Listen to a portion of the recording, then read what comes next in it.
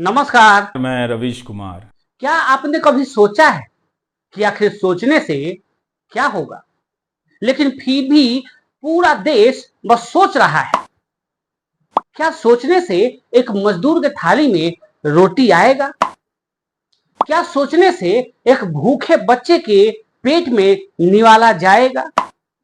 क्या सोचने से महंगाई कम हो सकती है? क्या सोचने से बेरोजगारी मिट सकती है? नहीं। लेकिन फिर भी पूरी दुनिया सोच रही है। अभी सोचिए कि क्या सोचने से कुछ हुआ? क्या आपने कुछ सोचा? मैंने सोचा, और आपको भी सोचना चाहिए कि सोचने से क्या होगा। घंटा अगर कुछ होगा तो करने से होगा, ऐसा बाबा भी बोलते हैं। मोदी जी के लगातार इंटरव्यू करने पर, और उसमें भी प्रधानमंत्री मोदी रोज 4-4 इंटरव्यू दे रहे हैं। मोदी जी की रैली करने पर बोलते हैं। आप किसी भी होर्डिंग को देखिए, याद कीजिए, सब पर अकेले मोदी ही नजर आ रहे थे। मोदी जी के फोटो लेने पर बोलते हैं। मोदी जी के हर एक बात पर बोलते हैं। बिल्कुल मत हंसिएगा, बिल्कुल नहीं, एकदम नहीं। पर वही किसी पर बोलना हो तब वो नहीं बोलते। बेहतर है कि इसे संक्षिप्त ही रहने दिया जाए। क्या आपने कभी सोचा कि ये पक्षपात में वो क्यों बोलते हैं? क्या बोलते हैं? जबकि वो ये बोलते हैं कि पत्रकार को किसी का पक्ष नहीं लेना चाहिए। क्या आपने कभी सोचा कि जो हमेशा पक्ष में बोले उसे गोदी मीडिया, मगर सब हैं तो गोदी मीडिया ही। लेकिन जो विपक्ष में हमेशा बोले उसको क्या कहा जाएगा? पक्का दोगला है तू। सोचिए जरा, एक बार आप फिर से सोचिए, क्योंकि सोचना तो हम लोगों पर थोप दिया गया है। बस सोचते ही रहिए। ऐसा संभव तो नहीं कि वो उसको दिखाई ना दे अच्छाइयां। तो फिर ऐसा क्या रहा होगा, उनकी मजबूरी ऐसी क्या रही होगी कि वो हमेशा विपक्ष में ही बोलते हैं? ये पहला सवाल आता है। दूसरा सवाल कि जब इंसान को ये पता चल जाए कि कुछ दिनों बाद ये रोजी रोटी यहां से निपटने वाली है, तब वह उस माध्यम को बेकार, यानी टीवी को बेकार बताने लगता है। धीरे धीरे टीवी को बेकार साबित कर देता है। वो आपको सोचने पर मजबूर करता है कि सोचिए कि टीवी कितना बेकार है, क्योंकि अब उसको टीवी से उतरना है। एक YouTube चैनल बनाया है, रवीश कुमार ऑफिशियल। क्या आपने कभी सोचा कि आखिर सोचने से होगा क्या? अगर पैसा कमाना है तो किसी एक विचारधारा के साथ चलना होगा, या तो किसी उसके विपक्ष में चलना होगा।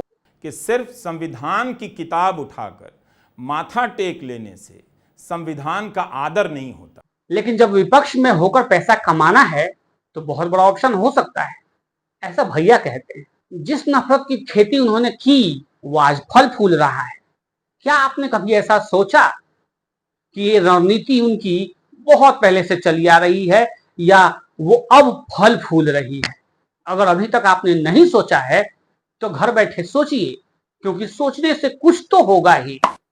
सबसे पहले ये सोचिए कि नफरत की आग में जलते जलते इंसान कैसे जल गया होगा। क्या आपने कभी सोचा कि रोग होता क्या है? क्या हम रोगी हैं? क्या आप रोगी हैं? क्या हम सब एक दूसरे से नफरत करने के रोग में इतने डूब चुके हैं कि हम सब रोगी हैं? प्रेम रोग पर तो दुनिया बोलती आई है। बहुत सारी फिल्में बनी, गाने बने, और दुनिया को यह हसीन सपना दिखाया गया कि प्रेम रोग कितना अच्छा है। लेकिन हम आपको बताएंगे कि नफरत रोग भी बहुत अच्छा है। और वो होता क्या है? नफरत रोग होता है जबकि एक नारा गढ़ा जाता है कि क्या आपने कभी सोचा है कि दुनिया सबसे बढ़िया नारा क्या हो सकता है? बहुत सोचने के बाद भैया ने सोचा कि बढ़िया नारा होगा कि मैंने नौकरी छोड़ दी। सब्सक्राइब कीजिएगा, अब मैं YouTube पर ही नजर आऊंगा, एनडीटीवी इंडिया पर नहीं। समझ गए? नहीं, आप नहीं समझे। तो भैया ने यह गढ़ा कि अब मैंने नौकरी छोड़ दी है, और इसी के बैसाखी पे वो धीरे से कैसे टीवी से यूट्यूब के मार्केट में उतर गए, ये किसी को पता नहीं चला, और इसी नारे के दम पर उनका चैनल स्थापित हो गया। चैनल स्थापित हो गया, लेकिन उसके दर्शकों को खुराक तो चाहिए ही था। इसलिए कहा गया एक और नारा, तुम मुझे लाइक और सब्सक्राइब दो, मैं तुम्हें नफरती खबरें दूंगा। और फिर देने और लेने का एक कार्यक्रम शुरू हो गया। क्या आपने कभी सोचा कि अगर वो प्रेम रोग की बात की जाती तो कुछ ही महीनों में 10 मिलियन सब्सक्राइबर हो पाता क्या? बिल्कुल नहीं। इसके अलावा जो वामपंथी छवि बनी थी उसे भी तो बरकरार रखना था, क्योंकि इसी छवि से तो आगे का पूरा कारोबार चलना है।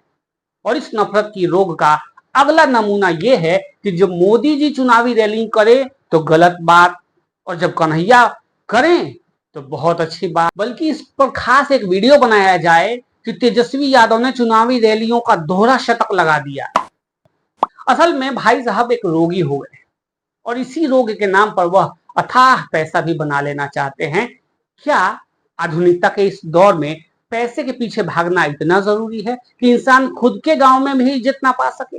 इसलिए अब हम आप लोगों से ये आग्रह करना चाहते हैं कि बड़े भैया को इस बीमारी से जल्दी जल्दी ठीक हो जाएं। इसके लिए आप सब गेट वेल सून का मैसेज हैशटैग लगा के भेजें और उन्हें शुभकामना संदेश भी दें। अगर आप उनके प्रति थोड़ा और इज्जत रखते हैं तो गेट वेल सून का कार्ड भी भेज सकते हैं उनके लिए, पोस्ट भी लिख सकते हैं, ट्वीट भी कर सकते हैं। क्या आपने कभी सोचा है कि क्या शुभकामनाओं से कोई ठीक हो जाता है? लेकिन मैं तो कहूंगा कि इतना मत सोचिए, शुभकामना दे डालिए।